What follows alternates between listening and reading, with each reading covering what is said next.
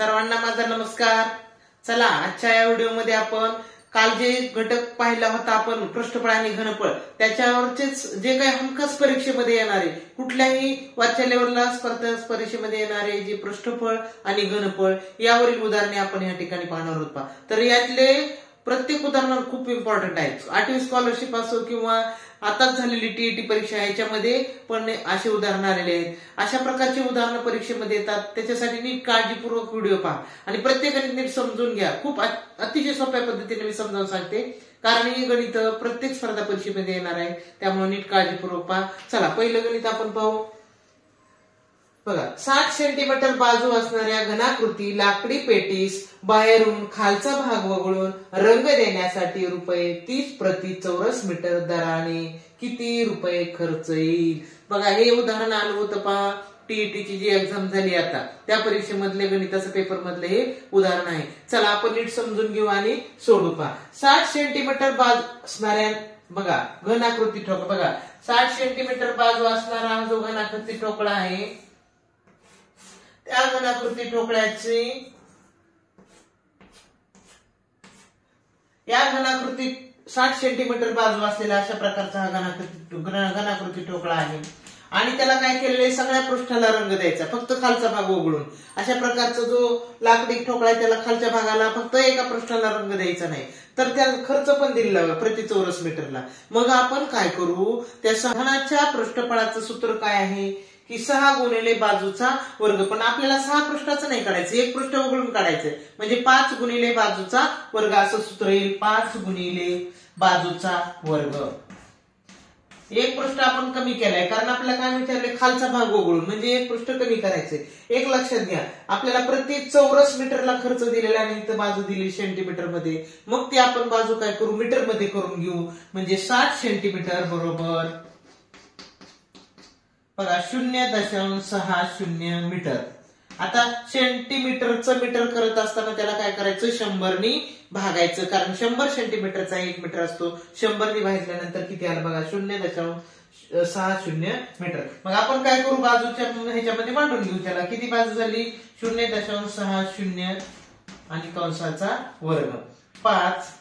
आता बघा याचा वर्ग करत असताना काय काय करायचं, 6 6 36, एका शून्याचा वर्ग 2 शून्य, आणि 2 स्थळ जर दशांश असेल तर वर्ग करताना त्याचं किती होणार, 4 स्थळ दशांश येणार, गुणिले बघा इथे 0 आलं, गुणिले 5 करू आपण, 0 0 5 30 7 आले 3, 5 3 15 3 18, किती स्थळ दशांश होता, 1 2 3 4 स्थळ, 1 2 3 4 स्थळ, म्हणजे किती आलं बघा हेच क्षेत्रफळ 1.60 चौरस मीटर। आता त्याचा खर्च किती पहा, एका चौरस मीटरला किती 30 रुपये, मग 1.8 ला किती, म्हणून काय करू 1.8 गुणिले 30, 1.8 गुणिले 30 करून टाकू आपण, 0 जशास तसं, 18 त्रिक 54, एक स्थळ दशांश होता म्हणून एक स्थळ दशांश दिला तो निघून गेला, म्हणजे किती रुपये खर्च येईल, तर 54 रुपये त्या लाकडी ठोकळ्याला खर्च येईल। पर्याय क्रमांक 1 हे त्याचं उत्तर। बघा 4 मीटर लांब, 60 मीटर रुंद, 60 सेंटीमीटर रुंद व 5 मीटर उंचीची भिंत बांधण्यासाठी 20 सेंटीमीटर लांब, 15 सेंटीमीटर रुंद व 8 सेंटीमीटर जाडीच्या किती विटा लागतील? या ठिकाणी भिंत दिलेली, भिंतीचं माप दिलेले आणि विटाचं पण माप दिलेले, मग विटा किती लागतील, काय करायचं, अगोदर भिंतीचं घनफळ काढायचं, नंतर विटाचं घनफळ काढायचं, भिंतीच्या घनफळाला विटाच्या घनफळाने भागायचं। भिंतीचं घनफळ काढू। आता भिंतीची लांबी, रुंदी आणि उंची दिलेली पहा, भिंतीची लांबी किती दिलेली पहा, भिंतीची लांबी बरोबर 4 मीटर, रुंदी 60 सेंटीमीटर व उंची 5 मीटर, उंची दिलेली आहे 5 मीटर, अगोदर भिंतीचं काढू आणि नंतर विटाची काढून घेऊ. आता विटाची लांबी रुंदी आणि उंची सेंटीमीटर मध्ये दिलेली सगळी, फक्त भिंतीची काय केलेली लांबी रुंदी आणि उंची काही सेंटीमीटर मध्ये दिली, काही मीटर मध्ये. एक लक्षात घ्यायचं, त्यावेळी एकक सारखे करणं खूप गरजेचं असतं. मग एकक सारखे करू. आता 4 मीटरचं किती होणार? 400 सेंटीमीटर. 5 मीटरचं किती होणार? 500 सेंटीमीटर. आता भिंतीचं माप कळलं, लांबी रुंदी उंची कळली. आता भिंतीचं घनफळ भागिले विटाचं घनफळ बरोबर विटांची संख्या. आता भिंतीचं घनफळ किती येईल बघा. मग लांबी गुणिले रुंदी गुणिले उंची म्हणजे भिंतीचं घनफळ. अगोदर सूत्र मांडू आपण. भिंतीचे घनफळ बरोबर भिंतीचे घनफळ भागिले विटाचे घनफळ. विटाचे घनफळ बरोबर बरोबर काय? बरोबर येणार विटांची संख्या. विटांची संख्या. आता बघा भिंतीचं घनफळ किती आहे? भिंतीची लांबी गुणिले रुंदी गुणिले उंची, तर 400 गुणिले 60 गुणिले 500 भागिले. आता विटाचं काय लांबी रुंदी उंची दिलेली बघा. 20 सेंटीमीटर लांबी, 15 सेंटीमीटर रुंदी आणि 8 सेंटीमीटर उंची. हे घनफळ खाली मांडू आपण. 15 गुणिले 20 गुणिले 8. हा शून्य कटला किंवा 20 एक 20, 20 त्रिक 60 करू आपण. 3 एक 3, 3 5 15, 5 एक 5 आणि शून्य जशास तसे म्हणजे आले 100. आता खाली राहिले 8 बघा. 8 एक 8, 8 पंचे 40. 50 गुणिले 100. 50 गुणिले 100 आलं. वरी खाली काहीच नाही राहिलेलं.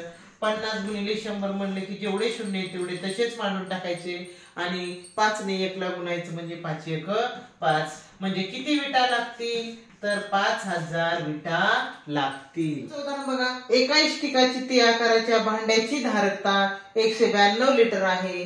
जर त्याची लांबी 80 सेंटीमीटर व रुंदी 60 सेंटीमीटर असेल तर त्याची उंची किती? बघा बऱ्याचदा जे अडाणी मिस्त्री असतात तर त्यांना माहित असतं की एखादा हौद केला लांबी रुंदी उंची त्याच्यामध्ये किती पाणी बसेल ते एक लक्षात घ्यायचं. म्हणजे अशा वेळेस काय करायचं पहा. एक सूत्र लक्षात घ्यायचं.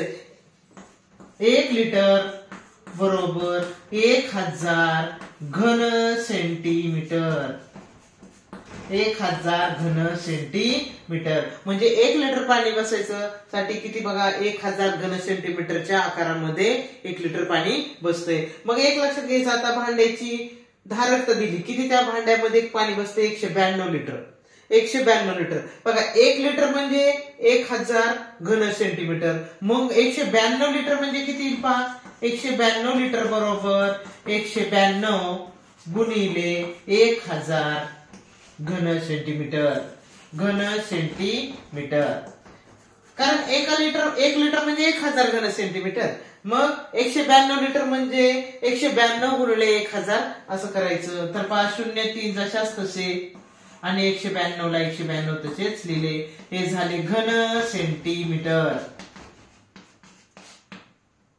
आता त्या भांड्याची लांबी रुंदी आणि उंची दिलेली पहा. लांबी रुंदी दिलेली आपल्याला उंची काढायची म्हणजे त्या भांड्याचं एकतर घनफळ काढायचं. घनफळ म्हणजेच त्या पाण्याची त्या भांड्याची धारकता असते पहा. तर आपण त्याचं घनफळ काढू. त्या भांड्याचे घनफळ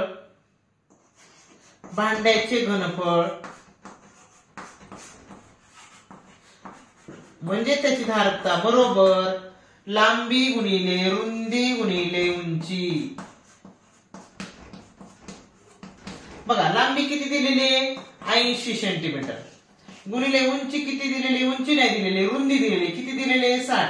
उंची माहित नाही म्हणून उंची तशीच मांडली आणि त्याचं घनफळ आलेले पहा. घनफळ किती आलेले पहा. घन सेंटीमीटर म्हणजे याचा अर्थ ते घनफळ झालं. किती झालं 1,92,000 घन सेंटीमीटर म्हणजे हे घनफळ झालेले. घन सेंटीमीटर म्हणजे ते घनफळ आलेले त्याचं. आता बघा हे बरोबरच्या पुढे 80 गुणिले 60 गुणिले तर आपण बरोबरच्या अलीकडे आणू त्याला आणि भागिले करू म्हणजे 80 गुणिले 60 हे खाली मांडू म्हणजे पुढचं काय राहील फक्त उंची राहील. बघा हे 0 कटला, हा 0 कटला, हा 1 कटला, हा 1 कटला. आता राहिले किती पहा 8 आणि 6 तर आपण 6 भाग देऊ पहिल्यांदा. 6×18 1 उरला 12 झाले 6 12 किती आलं वरी 32 आणि वरचा 0 1 तसंच म्हणजे 320 आलं. 320 आणि खाली राहिलं 8. आता 8 ने काय करू 320 ला भागू आपण. 8 1 8 8 चौक 32 0 जशास तसे म्हणजे किती आलं 40 सेंटीमीटर. ही काय झाली उंची 40 सेंटीमीटर. म्हणजे आपल्याला त्याची त्या लिटर दिलेले धारकता तर याच्यावरून आपण काय करू त्याची उंची काढलेली आहे. बघा एका पाण्याच्या टाकीची लांबी 8 मीटर व रुंदी 6 मीटर असून उंची 5 मीटर आहे. त्या टाकीमध्ये 3.5 मीटर उंचीपर्यंत पाणी आहे. आणखी ती टाकी पाण्याने पूर्ण भरण्यासाठी तिच्यात किती पाणी भरावे लागेल. बघा जी पाण्याची टाकी तिची लांबी रुंदी उंची दिलेली आणि बघा उंची किती दिलेली तिची उंची दिलेली 5 मीटर पण 3.5 मीटर उंचीपर्यंतच पाणी भरले त्या टाकीत. तर आणखी किती पाणी त्याच्यामध्ये भरावं लागेल असं विचारलंय. एक लक्षात घ्यायचं आता टाकीचे जे घनफळ काढायचं. घनफळ काढून घेऊ आपण. टाकीचे घनफळ बरोबर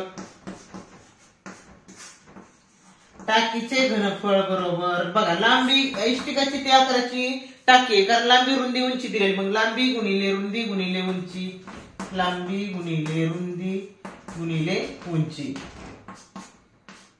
लांबी किती दिलेली पहा 8 मीटर गुणिले रुंदी 6 मीटर गुणिले उंची 5 मीटर. पण एक लक्षात घ्या आपल्याला त्या पूर्ण ह्याचं टाकीचं किती पाणी बसतंय हे काढायचं नाही. एक लक्षात घ्यायचं आपल्याला किती उंचीपर्यंत पाणी घेतलेले 3.5 मीटर पर्यंत पाणी भरलेले. आता राहिले किती पाणी भरायचं मग पूर्ण उंची किती पहा उंची आहे 5 मीटर. 5 मीटर काय झाली ही उंची पण भरले किती पाणी 3.5 मीटर पर्यंत म्हणजे आणखी राहिले किती 1.5 राहिले. 1.5 मीटर पाणी काय उंचीपर्यंत पाणी भरायचं राहिले. मग आपण इथं उंची काय करू 1.5 धरू कारण आपल्याला किती पाणी भरावं लागेल म्हटलेलं म्हणजे राहिलेल्या भागाचं आपल्याला घनफळ काढायचंय. मग आपण काय करू बघा ह्याचा गुणाकार करून घेऊ. 8 गुणिले 15 6 90 म्हणजे 1 दशांश स्थळ निघून गेला म्हणजे 8 9 72 घन मीटर एवढं पाणी त्याच्यात भरावं लागेल. आता एक लक्षात घ्या हे घन मीटर जर दिलेलं असेल त्याचं लिटर कसं करायचं तर 1 घन मीटर बरोबर 1000 लिटर. 1 घन मीटर बरोबर 1000 लिटर. मग 72 घन मीटर बरोबर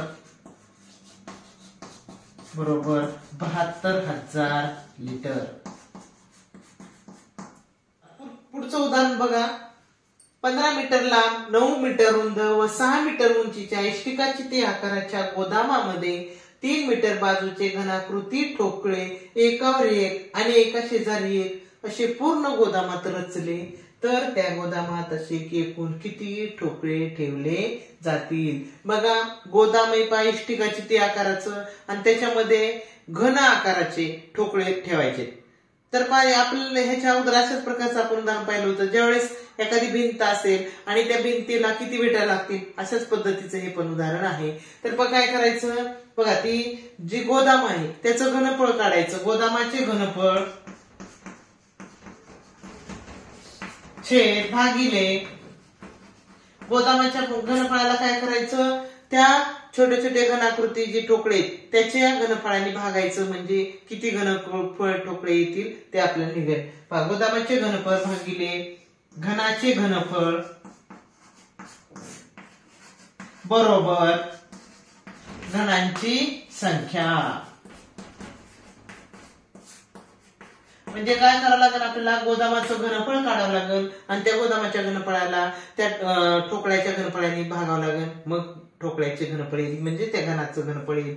गोदामाचे घनफळ बघा लांबी गुणिले रुंदी गुणिले उंची म्हणजेच लांबी L गुणिले B गुणिले H हे गोदामाचं झालं. तर ते किती L किती आहे लांबी 15 B किती आहे 9 रुंदी आणि 6 काय उंची त्याला भागिले काय करायचं घनाचं घनफळ. आता घनाला एकच बाजू म्हणजे सारखेच बाजू असतात त्याच्या म्हणजे बाजू गुणिले बाजू हे त्या घनाचं घनफळ झालं. म्हणजे बाजू किती दिली 3 गुणिले 3 हे त्या घनाचं घनफळ झालं पहा घनाचं. आता काय करू आपण 3 3 9 काटाकाटी करू. 3 3 कटले 3 2 6 म्हणजे 15 गुणिले 2 म्हणजे 30 ठोकळे. किती ठोकळे? 30 ठोकळे ते 3 मीटर बाजू असलेले अशा प्रकारचे 30 ठोकळे त्या गोदामामध्ये बसतील. तर पहा विद्यार्थ्यांनो, घनफळ व पृष्ठफळ याच्यावरचा अतिशय महत्वाचा व्हिडिओ आजचा आपण पाहिला आहे. आजच्या व्हिडिओमध्ये खूप महत्वाचे उदाहरणं पाहिलेली. अशाच प्रकारचे उदाहरणं आपल्याला 8वीच्या स्कॉलरशिप परीक्षेमध्ये किंवा इतर ज्या स्पर्धा परीक्षेमध्ये येऊ शकतात. तेव्हा व्हिडिओ शेवटपर्यंत पहा. व्हिडिओ शेवटपर्यंत पाहिल्याबद्दल